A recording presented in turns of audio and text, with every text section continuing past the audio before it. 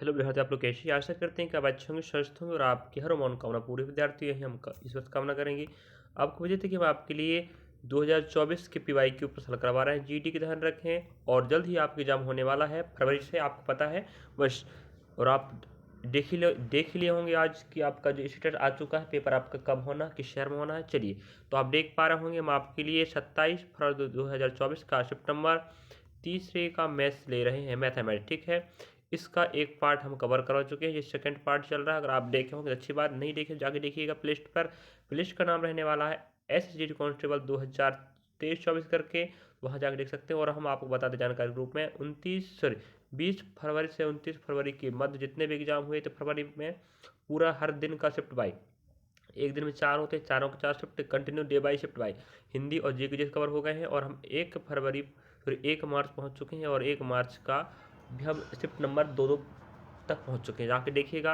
अभी तक हम 120 प्लस वीडियो बना चुके हैं, ध्यान रखिए विद्यार्थी। चलिए, इस प्रकार से हम इस वीडियो के माध्यम से आपको मैथमेटिक्स का एक हिस्सा बना चुके हैं 10 प्रश्नों का, एक सेकेंड हिस्सा चल रहा है 10 प्रश्नों का, ठीक है। चलिए दिखाते हैं किस प्रकार का प्रश्न आएगा। चलिए, तो आपको प्रश्न दिखाते हैं मैथमेटिक्स का, ठीक है। चलिए, जैसे आप इस प्रश्न देख पा रहे हैं, हमने 1 क्रमांक से 10 क्रमांक तक प्रश्न करवा चुके हैं और आप लोग देखे होंगे, देख लीजिएगा। इस प्रकार का शिफ्ट डे में इस प्रकार का प्रश्न आया था। चलिए, और दिखा देते हैं। अगर आप नहीं देखे होंगे इन प्रश्नों को हल कैसे करना, तो आप लोग जाकर देख सकते हैं प्लेलिस्ट पर। इसका एक हिस्सा हो चुका है, इसको 2 भागों में बांट दिए, ध्यान रखना। रीजनिंग और मैथमेटिक्स को हम 2 भागों में बांट कर हल करके आपको बताते हैं। चलिए, तो पहला प्रश्न आप देख पा रहे होंगे।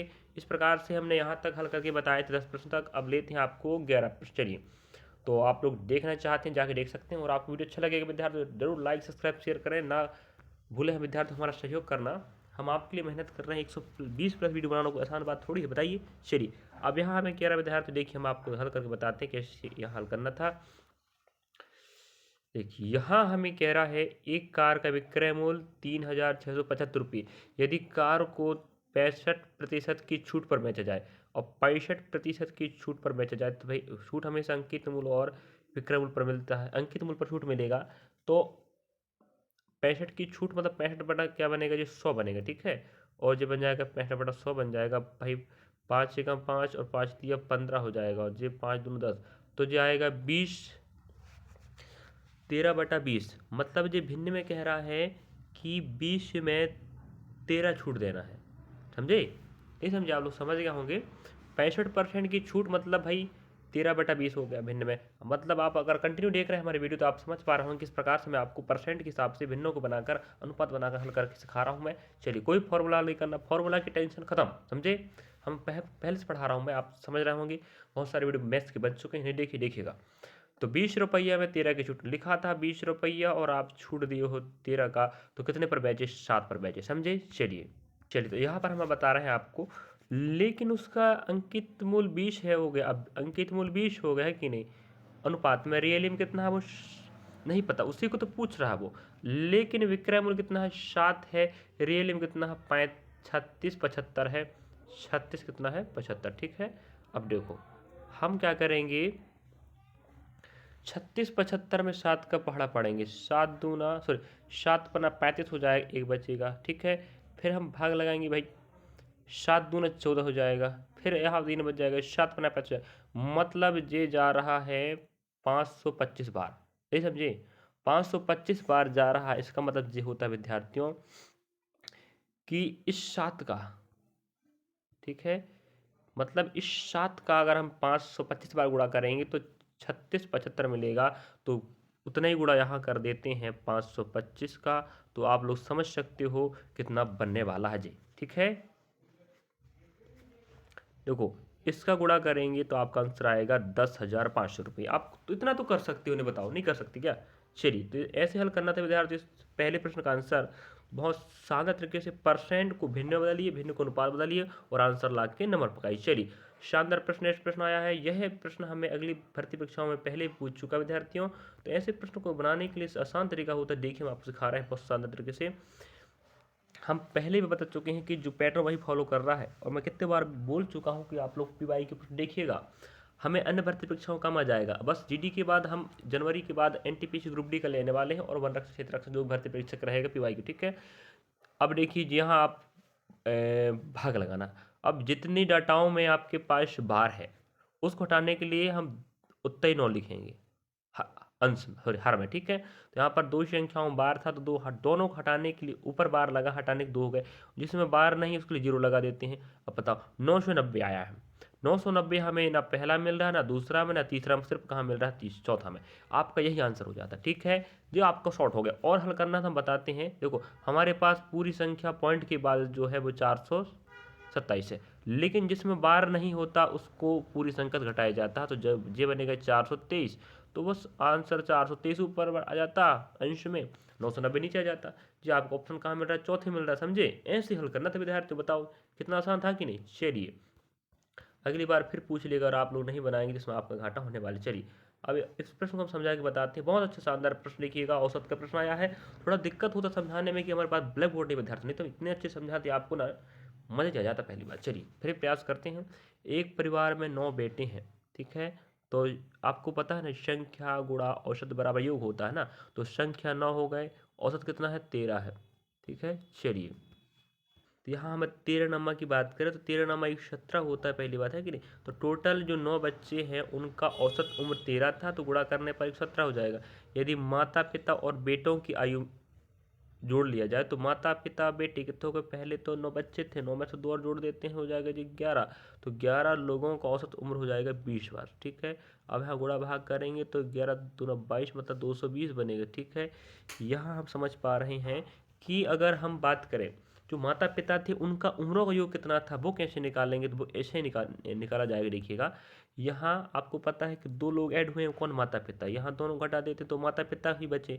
अब यहाँ हम पता कर लेते भाई, यहाँ 8-9 बच्चों का उम्र टोटल है, और जब माता पिता को मिलाकर अगर यहाँ घटाने से हमें पता चला 103 आएगा, ठीक है। नहीं आया 103, आया नहीं। चलिए तो हम समझ गए कि माता पिता की उम्रों का योग कितना 103 है, समझे नहीं समझे। चलिए आगे बढ़ते हैं। चलिए तो 103 दो माता पिताओं का उम्र का योग 103 आ गए। चलिए आगे बढ़ते हैं, आप लोग लिख लिया करो विद्यार्थी नोटबुक में, ठीक है। चलिए हमें पता चल गया है उम्र का योग 3 है। अब कहता है जे पिता हो गए, जे मदर का लो, फादर है ना, फादर। अब हमें कहता है यदि माँ पिता से 9 वर्ष छोटी है, इसका मतलब है पिता, अगर माता जी एक्स है तो पिता एक्स प्लस 9 होंगे, ये समझे भाई। माता जी छोटी है 9 साल, हम कहते पिताजी बड़े हो गए।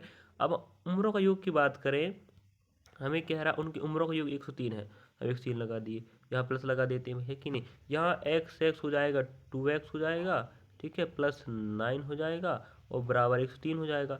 अब हम यहाँ पक्षांतर करेंगे विद्यार्थियों, तो यहाँ 2x बराबर 103, ठीक है। और यहाँ हमारे पास कितना है, माइनस, प्लस में है तो 9 -9 बन जाएगा। अब आप देख पा रहे होंगे यहाँ कितना बचने वाला, ठीक है। चलिए तो यहाँ आप घटाएंगे 103 में 9, और 103 में यहाँ 3 होता माना है तो 100 तो चल 100 बचते। अब यहाँ पर 6 ज़्यादा, 6 और कम कर देते तो 100 कितना बच, 100 कितना बच जाएगा 94, ठीक है। तो 2x बराबर 94 आएगा, याद रखें विद्यार्थी। आगे बढ़ते हैं हम, देखो यहाँ हो जाएगा 2x बराबर 94। अब हम x का मान निकालेंगे तो यहाँ पक्षांत करेंगे भाई, 2 तिया 2 चौके 8 हो जाएगा, एक बचेगा 2 सत्ते 14, मतलब x का मान कितना आया है, 47 आया है। और आपको विदित होनी चाहिए x कौन है, उसकी माँ है, और उससे 9 साल बड़े हैं, हम पहले बता चुके हैं। क्योंकि 9 साल छोटी है, मतलब अगर 47 की है अब माँ, तो 9 साल बड़े होंगे पिताजी, तो ये बनेगा विद्यार्थी जोड़ के आपका 56। बताओ ऐसा हल करना था, कितना आसान है बताओ। अगर आप पहले से विद्यार्थी पढ़ रहे हैं, तैयारी कर रहे होंगे ना, तो मेरा जो समझा रहा हूँ ना बहुत अच्छी समझ में आएगा। अगर आप पहली बार पढ़ रहे हैं तो आपको दिक्कत होने वाला है, समझे। चलिए अगला प्रश्न लेते विद्यार्थी, शानदार प्रश्न, समयकार का है, विभाजित, सॉरी समयकार का बंटवारा वाला है। रमन और राजू को कितना पैसा मिलता है, 5500 रुपये एक काम का। रमन अकेले, अब रमन अकेले काम करता है 5 दिन में, और राजू अकेले काम करता है 6 दिन में, ठीक है। जो पहला रमन है, फिर राजू है, और जिद करता 6 दिन में। अगर एलसीएम लेंगे तो 30 आएगा, और इसका पहाड़ा यहाँ पढ़ेंगे तो 30 समझा 30 आएगा। तो आपको पता है हल करने का तरीका, तो पता ही होगा आपको ना। तो यह भाग लगाएंगे 5 6 का 30, 6 आ जाएगा। तो रमन का क्षमता 6 है, और राजू की क्षमता भाई दिन है 6, भाग लगाएंगे तो 5 आ जाएगा। राजू की क्षमता 5 आ गई, पहला रमन हो गया। यदि वे एक साथ मिलकर काम करते हैं, एक साथ काम करेंगे तो उनकी क्षमता, भाई जो पैसे दिया जाता है क्षमता पर दिया जाता, तो कुल क्षमता इनकी 11 हो रही ना, 6 5 11 हो रही, तो पैसा उसकी क्षमता पर दिया गया था कितना, 5500 रुपये। देखिए कितना आसान है, बिल्कुल आसान नहीं, बिल्कुल आसान। अब हमें कह रहा है तो उन्हें मिलने वाली धनराशि में अंतर कितना। अब बताओ, यहाँ अब आप समझ के देखना विद्यार्थियों, 6 रुपये मिलता रमन को और राजू को मिलता 5 रुपये। पहले बता चुका हूँ क्षमता के बराबर ही पैसा दिया जाएगा, तो अंतर कितना, एक आ रहा था, अंतर एक रख लेते हैं भाई। 11 पंजे 55, तो कितने बार कटा, 500 बार, मतलब ये कितना गुना 500, यहाँ भी गुना कर देंगे 500, कितना बनेगा ये 500 रुपये बन जाएगा। समझे, नहीं समझे आप लोगों ने, समझ गए। तो ऑप्शन हमें कहाँ मिल रहा है, ऑप्शन नंबर पहला, बस हो गया। बताओ, प्रश्न दिख बस रहा बड़ा, समझे। अगर आप समझ गए विद्यार्थियों तो आराम से प्रश्नों को ऐसे ही बना लोगे। पहली बात, हम आपके साथ है ना। बताइए मैथ्स कैसा लगा आपको। मैथ्स भी आसान लगने लगेगा, बस थोड़ा सा प्रयास करना पड़ेगा। बेसिक अगर आपका क्लियर है ना तो आराम से, अब हम समझा पा रहे हैं ना तो आप समझ पाएंगे। अगर आपका बेसिक क्लियर नहीं तो आप समझ में नहीं आएगा हल कैसे हो रहा है। चलिए, लग रहा है वैसे तो आपका बेसिक क्लियर ही होगा, लग रहा है, तभी तो आप तैयारी कर रहे हैं। तैयारी एक साल में मैंने अच्छे से बेहतर हो सकती है, ध्यान रखना। तुम कहे 6 महीने तैयारी हो जाए, ये असंभव की बात। अगर आपका बेसिक क्लियर है तो आप 6 महीने तैयारी कर सकते हो भाई, है कि ना। बेसिक ही नहीं तुम्हारा, जोड़ना घटाना गुणा भाग नहीं आता, कैसे परसेंट को भिन्न बताते, भिन्न में परसेंट का अनुपात क्या समझते, नहीं समझ पाओगे, दिक्कत होगा ना। अब देखो, हमें बोल रहा उस त्रिभुज का क्षेत्रफल ज्ञात करें जिसका आधार 12 सेंटीमीटर और आधार की संगत ऊंचाई, ऊंचाई होगा आधार का, भाई आधार 12 है और ऊंचाई के बारे में कह रहा है, आधार का 1/3 है। अगर आधार 12 है तो 1/3 कौन होगा, उसका ऊंचाई होगा, तो 3 चौके 12, इसका मतलब ऊंचाई का माना जाएगा 4। समझे नहीं समझे। चलिए अब हम आगे रख के बताते हैं आपको। 1/2 आधार गुणा ऊंचाई, जो आप तो परिभाषा, सॉरी, आप क्षेत्रफल जानते हैं त्रिभुज का ना, क्षेत्रफल का परिमाप क्या हो, क्षेत्रफल क्या हो, त्रिभुज का क्षेत्रफल कहता है 1/2 आधार गुणा ऊंचाई। तो आधार ये हो गया, ऊंचाई आपका ये हो गया भाई, 2 6 12 और 6 6 24। आपका ऑप्शन कहाँ मिलेगा, तीसरा। बताओ, इतना हल करना था, मैं आपको समझा रहा हूँ इसलिए थोड़ा सा वक्त लग रहा है, अंततः आप आराम से प्रश्नों को हल कर सकते हैं। चलिए, ऐसे हम सभी पोर्शन को हल करवा रहे हैं, मैथ्स, रीजनिंग, जीके, हिंदी, सभी। देखिए विद्यार्थियों, आपके पास प्रश्नों का भंडार हो जाएगा। 120 प्लस वीडियो अभी तक बन चुके हैं विद्यार्थियों। चलिए अब अगला प्रश्न लेते हैं विद्यार्थियों। अगला प्रश्न हमें यहाँ पर कह रहा है, एक दुकानदार ने अपने ग्राहक का विक्रय मूल्य इस प्रकार अंकित किया कि 20% की छूट देने के बाद भी 28% का लाभ हुआ। तो अंकित मूल्य क्रय मूल्य का कितना प्रतिशत अधिक है, कह रहा है। देखिए, अब हमें कह रहा है 20 की छूट देने के बाद। अब हम पहले बता चुके हैं छूट हमेशा अंकित मूल्य पर मिलेगा, है ना, SP, या SP कर लेते हैं। 20 की छूट मतलब होता है 1/5, तो 5 लिखा होगा उसको देगा वो 4 में, मतलब भाई 1/5 मतलब 5 में 1 छूट देगा ना, समझे। अब कहता है 28 के लाभ पर, उसके बाद भी 28 का लाभ हुआ, 28 का लाभ को ध्यान रखें। चलिए आगे बढ़ते हैं। यहाँ पर हमें 28 का लाभ कह रहा है, 28% का लाभ मतलब 28% बनेगा, 28/100 बनेगा, है कि नहीं। आधा करेंगे भाई, जी 14 बन जाएगा, ठीक है जी, आपका 50 बन जाएगा, जी आपका 7 बन जाएगा, जी आपका 25 बन जाएगा। इसका मतलब है, आप समझ गए होंगे, क्या समझे, 7/25, मतलब 25 रुपये में आपको 7 का लाभ होगा, नहीं समझे, समझे ना। तो 28% का लाभ हो रहा है, तो 28% भिन्न में कहता है मैं बनूंगा 7/25, मतलब 25 रुपये की कीमत थी, आप कितने पर बेचे हो, 7 के लाभ पर बेचे, समझे। तो आप 7/25 याद रखें, मैं आगे लिखता हूँ। पहली बात, चलिए, तो यहाँ पर हमारे पास अंकित मूल था, SP था फर्स्ट वाले परसेंट से, और सेकेंड में CP और SP। लाभ और विक्रय मूल्य ध्यान रखें विद्यार्थी, हमेशा SP CP पर होगा और अंकित मूल्य पर छूट मिलेगा। तो यहाँ आपने 5:4 देखे थे, और यहाँ पर आया था आपका, देखो 25 तो था और 7 लाभ मिला है ना, तो 7 जोड़ेंगे भाई तो कितना बनेगा, 7% का लाभ हुआ। तो आप समझ सकते हो कितना पर। चलिए विद्यार्थी, हम आप समझा रहे थे यहाँ पर कि हमें बोला था यहाँ क्या अनुपात आ जाएगा आपका, ये भाई 25, 7/25 था ना, तो 7 लाभ पर बेचा, तो 25 अंकित क्रय मूल्य था, 7 जोड़ेंगे तो 32 बन जाएगा, मतलब SP कितना हो जाएगा, 32 हो जाएगा। अब हमारे पास यहाँ 2 SP हो गए, तो आपको पता है कि इस पोजीशन में आपको अनुपात वाला दिमाग लगाना पड़ता है। तो आप क्या रखेंगे, अंकित मूल्य अनुपात, हाँ अंकित मूल्य रहेगा भैया, हम बार बार नहीं रखता ना, दिक्कत हो जाएगा समझाने में। चलिए मैं एक बार बैक लेता हूँ, आप क्या करना है लिख कर रखना। चलिए ठीक है, आगे बढ़ते हैं, मैं थोड़ा बैक कर रहा हूँ, आप लिख लीजिएगा। चलिए यहाँ पर, चलिए तो ऐसा था पोजीशन, ठीक है। इस प्रकार से समझना, आपको इस प्रकार बैठाना पड़ेगा, जो डाटा सेम रहता है बीच में बैठता है कि नहीं, अनुपात का नियम कहता है। और यहाँ जो बैठा वो यहाँ पर बैठेगा, 4 बैठ जाएगा, और यहाँ जो बैठा वो यहाँ पर बगल बैठ जाएगा खाली स्थान पर। अब आप पता है 4 का हम, हाँ अगर हम 4 का पहाड़ा पढ़ते हैं तो भाई 4 एकम 4, 4 अट्ठे 32, 4 अट्ठे 32 जाएगा 8 बार, नहीं समझे जी। 8 पंजे कितना बनेगा 40 बनेगा, मतलब ए का मान अब 40 हो गया और ये 8 चौके 32 और एस पी का मान कितना हो जाएगा 32 हो जाए। अंकित मूल को हम ए लिखा ध्यान रखें 32 और ये 25 से कम 25 बनेगा, ठीक है। इसका मतलब ए अंकित मूल 40 था, बेचे आपने 32 रुपये पर और लिखा उसका लागत मूल्य कितना था 25 रुपये था, ठीक है। चलिए अब यहाँ समझा के बताते हैं आपको हम। चलिए तो आपके पास 40 आया था, 32 आया था और कितना आया था आपके पास 25 आया था। तो आपको पता हो गया होगा कि भाई 40 बता रहा है अंकित मूल, 32 बता रहा है बेचे कितने में और उसका लागत कितना 25 है। अब हमें कह रहा है अंकित मूल ए है और ये एस पी है और जो आपका सी पी, ठीक है।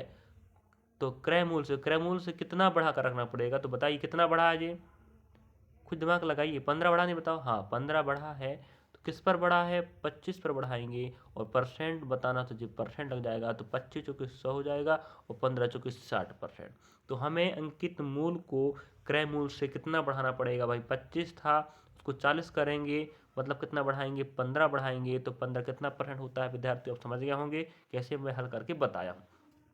इस प्रकार का प्रश्न हमें हर शिफ्ट मिल ही रहा, ध्यान रखें। पैटर्न वही फॉलो कर रहा है विद्यार्थियों। चलिए मिलते हैं आगे, हम आपके लिए 2024 के हिसाब से सिलेबस तैयार करने वाले हैं। जल्द आपको वीडियो देने वाले हैं कि 2024 में किस प्रकार से चारों भाग में कौन कौन से प्रश्न किस प्रकार से आए। चलिए अगला प्रश्न आप देख पाएंगे, मैं इसको नहीं बताने वाला, ठीक है, इसमें आप ही बताएंगे। चलिए कि बता देते हैं क्या चाहते हो बताओ आप लोग। छोटे छोटे प्रश्न, हर प्रश्न मैं ही बताऊंगा तो आप लोग क्या करोगे। वैसे भी मैं आपको होमवर्क देता हूँ, आप होमवर्क करके बताते नहीं हो। मैं आपके लिए मेहनत कर रहा हूँ, 120 प्लस वीडियो बना चुका, ध्यान रखें आपके लिए बनाया हूँ और अभी बनाऊंगा मैं। अगर आपको फायदा हो रहा है विद्यार्थियों, जरूर कमेंट बॉक्स कमेंट करें, लाइक करें, सब्सक्राइब करें, शेयर करें विद्यार्थियों। हमें यही तो आपका सहयोग चाहिए और हमारा हौसला बढ़ाता रहेगा आपका सहयोग। यदि एक शर्ट का विक्रय मूल्य कितना है 1050 और क्रय मूल्य कितना है 900 रुपये है, तो लाभ प्रति से बताओ कह रहा भाई। सीपी अनुपात एसपी में पहले बता चुका हूँ, लाभ हानि एसपीसी पर देखेंगे, उस पर लिखा लागत मूल्य 900 था और आप बेच रहे 250 में, ठीक है। हम ही हल कर देते हैं भाई, आप लोग क्या बताओगे नहीं पहली बार। तो यहाँ आप देख रहे हो 900 की थी कीमत, उसकी बेचे 1050 में, तो कितना ज़्यादा बेच रहे 50, तो भाई 150 का लाभ होगा। किस पार लाभ होगा आपका 900 पार लाभ होगा ना, और परसेंट के लिए 100 लग जाएगा। पहली बात हम ही हल कर देते हैं, क्या आप तो बताओगे नहीं, हमें पता है, मत बताओ भाई क्या है। हम आप लोग मेहनत कर रहे हैं, आप तो कर ही नहीं रहे पहली बार। अब देखो यहाँ 0 0 कट जाएगा, तो 15 एकम 15, 15 छक्का 90 होता नहीं। अब आपको पता है कि 1/6 मान आया भिन्न में, कि परसेंट के लिए 100 लगा है, तो 1/6 का भिन्न रूप तो है जी, परसेंट रूप क्या बनेगा आपको पता होनी चाहिए 16.66। पता ना, नहीं पता तो आपके पास बगल में गुणा बैठा है जी, गुणा कटा नहीं पहली बार, तो यहाँ गुणा हो जाएगा 100 और बनेगा 6, भाग लगाओगे तो आंसर आएगा 16.66।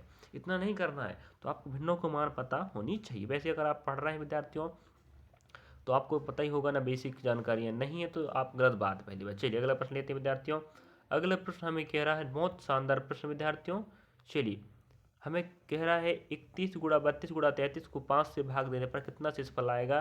तो मैं बताऊँ आपको इसको हल करने का शॉर्ट तरीका, गुणा करना लंबा पड़ जाएगा, तो आप इकाई का गुणा कीजिए, 3 दूना 6 और 6 कम 6, तो इकाई इकाई का मान कितना आया 6 आया है। अब उसको 5 से भाग लगाओगे तो 5 कम 5, एक ही शेषफल बचेगा, जो आपका आंसर होता, समझे जी, आपको कॉन्सेप्ट हो गया। ऐसे ही प्रश्न हमारे साथ पढ़ना चाहते हो ना और कम समय हल करना चाहते हो तो हम आपको बताने वाले हैं। और हम अगर आप विद्यार्थी हमारे पास अगर सुविधाएं हो जाए ना आने वाले समय में, हम इतने बेहतर ढंग से आपको मैथ्स पढ़ाएंगे, रीजनिंग पढ़ाएंगे, जीके जी सभी पोर्शन कवर करवाएंगे।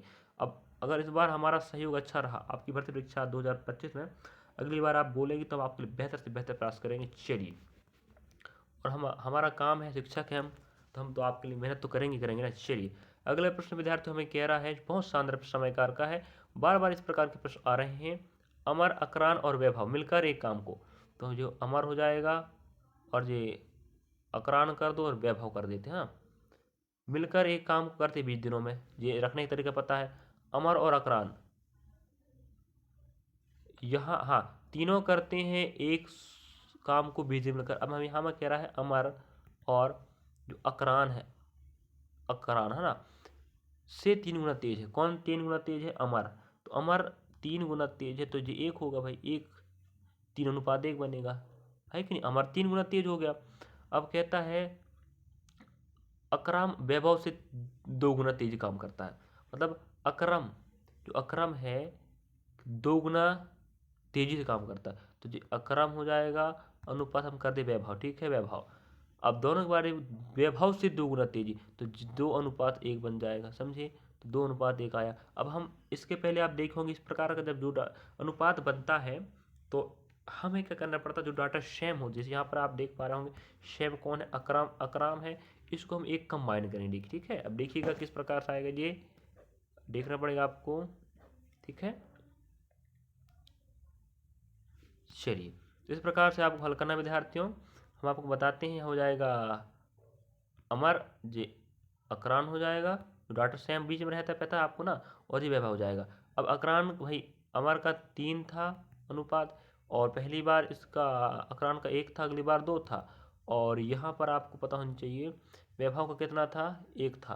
तो जो दो डाटा यहाँ बैठता है तो वो बगल बैठेगा, पता है 1 ही आएगा यहाँ पर, यहाँ 2 आएगा है कि इसके बगल में, तो 3 दूना 6 बनेगा, और 2 एकम 2 बनेगा, और 1 एकम 1 बनेगा, ठीक है। तो ये क्षमता निकल गई किसकी, अमर की, और ये अक्रम की क्षमता है, ये आपकी वैभव की क्षमता। ध्यान रखिए किसकी क्षमता, वैभव की क्षमता है। अब हमें कह रहा है वैभव अकेले उसी काम को कितने दिन में पूरा करेगा, ठीक है। चलिए आगे बढ़ते हैं। अब हमें वैभव के बारे में बात कर, वैभव की क्षमता कितनी है,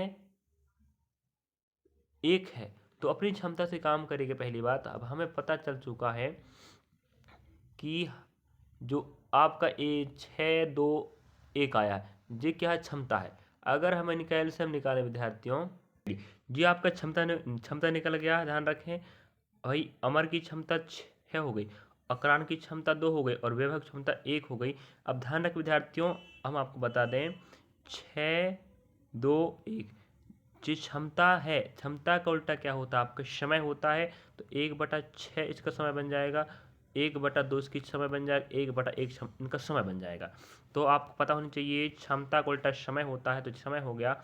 अब इसको एलसीएम लेंगे तो 6 आएगा इनका, भाई 2, 6, 1 एलसीएम है, सही आएगा ना। अब देखो 6 एकम 6, 1 दिन, ये 1 दिन निकल गया, ये 2 या 6, ये 3 दिन निकल गया, और ये 6 एकम 6 मतलब 1 दिन 6 निकल गया। मतलब अमर एक उसी काम को करेगा 1 दिन में करेगा, और अकरम करेगा 3 दिन में, वैभव करेगा 6 दिन में। तो भाई 6 दिन में कर रहा है, अब आप दिमाग लगा सकते हो उसका 6 दिन में कर रहा है, तो जो भी आंसर आएगा वो 6 का गुणा जाएगा। तो आपके पास दिमाग एक ही लगना चाहिए, 6 का गुणा अकेला कौन सा, ऑप्शन नंबर सी है। कई बार ऐसा होता है विद्यार्थियों, कई बार ऑप्शन से भी हमें हल करना पड़ता है, समझे। तो हमारे पास क्षमता निकला था, मैंने गुना गुना से अनुपात बनाया, अनुपात का नियम तो पता ही आपको, अनुपात से मैंने क्षमता बनाया जो आया था 6, 2, 1। इससे हम आपको बताए इस समय, क्योंकि क्षमता का उल्टा समय होता था, हम 1/6, 1/2, 1/1 करें, तो हमारे पास दिन निकल गए 1, 3 और 6 निकल गए। तो वैभव की दिन 6 है, मतलब जो भी आंसर आएगा 6 का गुणा जाएगा, ऑप्शन नंबर सिर्फ तीसरा पर। चलिए, तो ऐसा हल करना था जी। पहली बार थोड़ा लंबा समय चला गया विद्यार्थियों, चलिए कोई बात नहीं है। अब यहाँ पर हम बात करें विद्यार्थियों, इस प्रकार का प्रश्न पूछा है। चलिए, इस प्रकार के प्रश्न में हमें बार बार पूछता रहता है, इस प्रकार के प्रश्न देखते हैं विद्यार्थियों, बहुत शानदार तरीके से हल होने वाला है। देखो हमारे पास माना कि 100 वस्तु, कितनी वस्तु, 100 वस्तु है कि नहीं। अब 100 में से वस्तु 80% कह रहा, 80 भाई 80 बनेगा। अब शेष वस्तु भाई 80 हो गए, तो बाकी 20 ही बचेंगे ना। अगर आप पास 100 वस्तु थे, 100 में से अगर आप 80% मतलब 80 ही बनेगा, और 100 में से 80% निकल गया, मतलब 80 निकल गया तो 20 ही बचेंगे। अब 80 को बेचता है 20% लाभ पर, 20% लाभ पर बेचता है, तो 8 दूना 16 बनेगा, मतलब 100, फिर 16 100 बन जाएगा, ठीक है। अब रही बात यहाँ पर, तो शेष वस्तुओं को 30% हानि, तो शेष वस्तु आपके 20 है, 30 हानि पर बेचेगा, 30 से लिखना पहली बार, 3 दूना 6 कितने बनेगा, 600 बनेगा। अब देखो आप लाभ कितना कमाए, 1600 रुपया, हानि कितनी हुई, 600 रुपया। तो आपके खाते में 1000 तो लाभ ही बच रहे हैं ना, भी नहीं बच रहे हैं, बच रहे हैं, देखो ना खुद आप लोग देख सकते हैं भाई। भाई ये 20% लाभ था, तो भाई 1600 रुपये का लाभ हुआ है, और 600 की हानि हुई, तो आप अभी पास आपके पास 1000 तो लाभ बच रहे हैं, नहीं बच रहे हैं। तो कुल वस्तु कितने थे, 100 थे, 100 से भाग लगा दीजिएगा, ठीक है। 100 कट गए, कितना आया, 10 आया, ये आपका रहेगा 10% राइट आंसर, समझे जी। आपका हल होता है, तो शुद्ध लाभ होता है जो लाभ आया था वो 1000% आया, ध्यान रखें ना। लेकिन शुद्ध लाभ चाहिए तो आपको कुल वस्तु से भाग लगाना पड़ता, तो 10% आपका आया। इस प्रकार का प्रश्न आपको अन्य भर्ती परीक्षाओं में देखने को मिल जाएगा विद्यार्थियों। तो इस प्रकार से हम आपकी मेहनत कर रहे हैं, शांत तरीके से बताइए। यही वीडियो आपको कैसा लगा? हर शिफ्ट में बेहतर से बेहतर प्रयास करता हूँ आपको सही सही जानकारी और सटीक जानकारी और कम समय में कैसे हल करते हैं ये ला के बताऊँ। तो आप इसका सेकेंड पार्ट ये है, फर्स्ट पार्ट नहीं देखें तो आप लोग जाके देखिए विद्यार्थियों। आपको अपने आप समझ आएगा कि बाई शिफ्ट और डे बाई डे प्रश्नों को किस प्रकार से पूछ रहा है, पैटर्न वही फॉलो कर रहा नहीं कर रहा। और वैसे में आपके लिए 2024 के हिसाब से सिलेबस लाने वाले हैं जल्द, आज या कल परसों में आपके पास सिलेबस मिल जाएगा। अभी हम सिलेबस बना रहे हैं, ध्यान रखें। चलिए पीवाई के प्रश्नों के हिसाब से मिलते हैं अगले वीडियो में। कैसा लगा वीडियो? आपको अच्छा लगा तो लाइक सब्सक्राइब शेयर करना भूलें विद्यार्थी। चलिए।